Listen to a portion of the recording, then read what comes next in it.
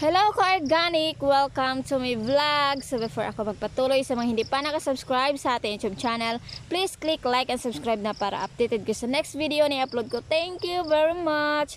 So meron tayong marigold dito. Nagtanim ako ng maraming marigold kasi nga kung gaano kadami yung gulay na itinanim natin, yun din dapat kadami yung flowers na itanim din natin. So ito yung leaves niya, gagamitin ko ito, i-ferment ko and then i-spray ko sa mga may aphids na long beans or batong. So ito naman, itong dry na leaf, ay na ano niya na seeds, i-distribute ko ito sa mga gusto maghingi at gusto magtanim. At syempre magpadami pa ako dito sa farm ng ganito para mas madami tayong ma-share sa mga farmers din natin.